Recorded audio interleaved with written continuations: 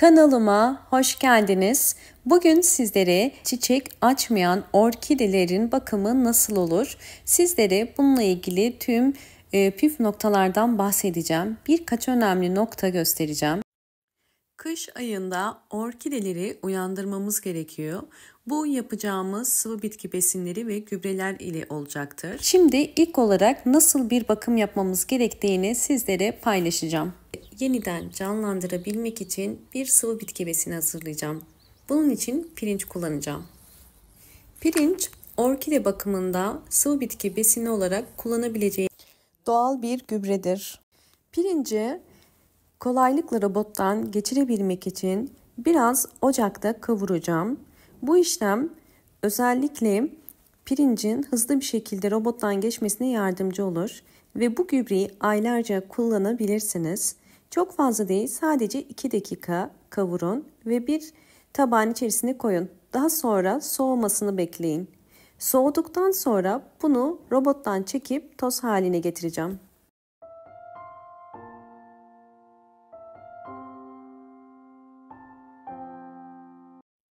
Soğuyan pirinci robotun içerisine koyup bunu toz haline getireceğim. Eğer videomu buraya kadar izlediyseniz ve beğendiyseniz hemen beğen tuşuna basıp kanalıma da abone değilseniz eğer bana destek olmak için abone olabilirsiniz. Ve bol bol yorumlar yaparak yorumlar kısmında da sorularınız varsa sorabilirsiniz.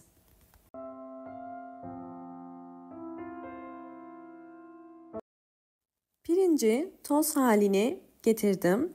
Şimdi bunu bir küçük şişenin içerisine koyuyorum.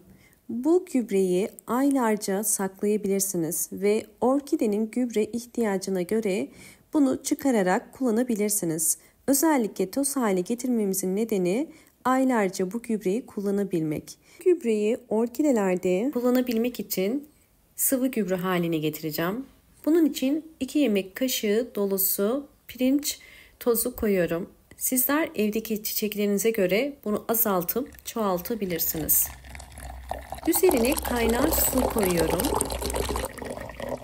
Toplamda 500 mililitre kaynar su koydum. Biraz bu şekilde karıştırıyorum ve bu gübrenin soğumasını bekleyeceğiz.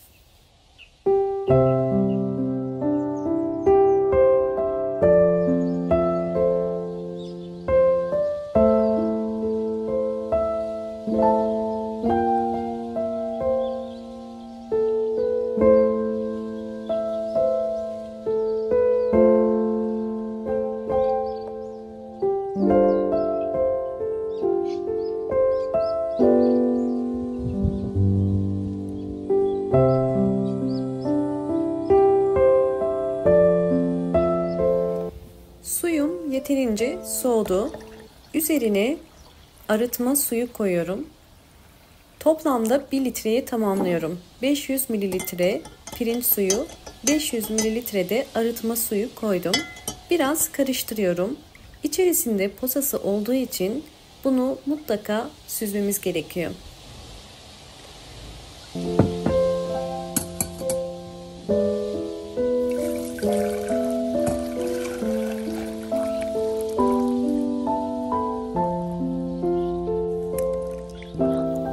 Süzdükten sonra bu şekilde bir posası var ve tekrardan tabağımı yıkayıp aynı tabağın içerisine pirinç suyunu koyuyorum. Kesinlikle posasıyla birlikte vermeyin. Evet, gördüğünüz üzere elimde tamamen kökleri çürümüş ve çekilmiş bir orkide var. Neredeyse ölmek üzere, yaprakları da tamamen yumuşamış. Özellikle bu tarz sıvı bitki besinlerini bu tarz orkidelerde kullanmanızı tavsiye ederim. Yeniden köklerin canlanmasına yardımcı olacaktır. Toplamda ben 8 yemek kaşığı kadar pirinç suyu koydum ve bu suyu akşama kadar yavaş yavaş çekecektir. İkinci yöntem olarak sağlıklı ve çiçeksiz orkidelere de verebilirsiniz. Eğer orkideleriniz hiçbir şekilde çiçek açmıyorsa sonbaharda mutlaka bu pirinç suyundan vermenizi tavsiye ederim. Her bir saksı için 8 yemek kaşığı kadar vermeniz yeterli. Bu gübreyi 20 günde bir orkidelerinize sıvı bitki besini olarak verebilirsiniz. Böylelikle orkideleriniz hızlı bir şekilde çiçek açacaktır.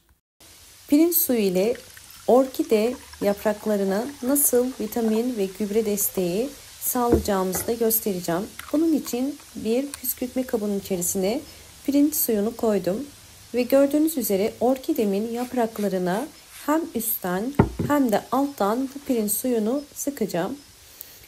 Özellikle bu tarz gübremelerde mutlaka orkidenin yaprak aralarına pamuk koymanız gerekiyor. Yoksa mantar gibi hastalıklara sebep olabilir. Ve alt kısmını da sıktığım gibi toprağın üst kısmını da vitamin desteği sağlayarak orkidelerinizi canlandırabilirsiniz. Yine bakın diğer bir orkide elimde gördüğünüz üzere yine bu orkide çiçeklerini dökmüş ve artık yavaş yavaş solmaya başlamış. Bu tarz orkidelerde ilk yapmanız gereken solan orkide dalını kesmek ve çürüyen kökleri kesmek.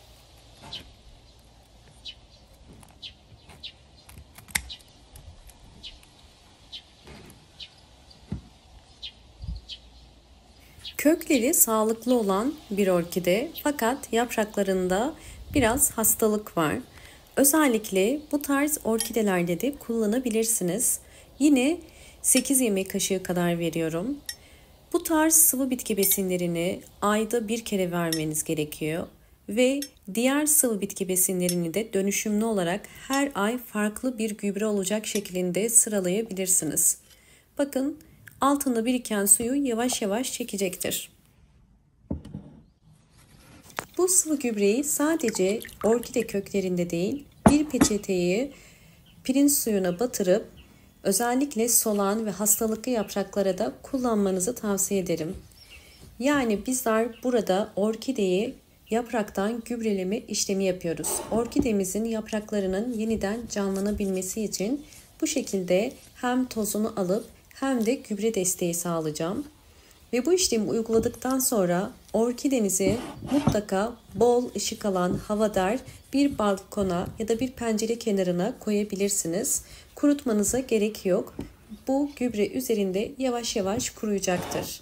Pirinç suyu içerisinde bol miktarda mineraller, vitaminler olduğu için orkidenin canlanmasına yardımcı olacaktır.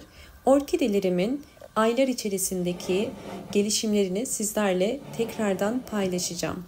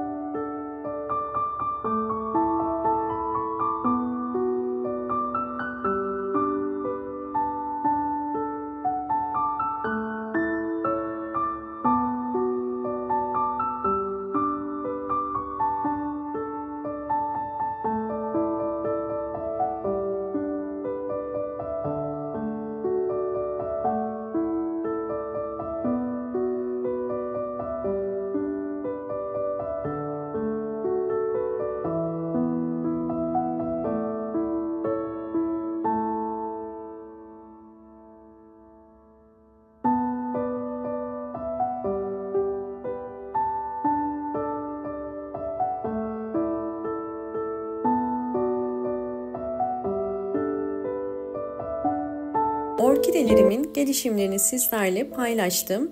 Öncelikle videomu buraya kadar izlediyseniz ve beğendiyseniz hemen beğen tuşuna basıp kanalıma da abone değilseniz eğer bana destek olmak için abone olursanız çok mutlu olurum.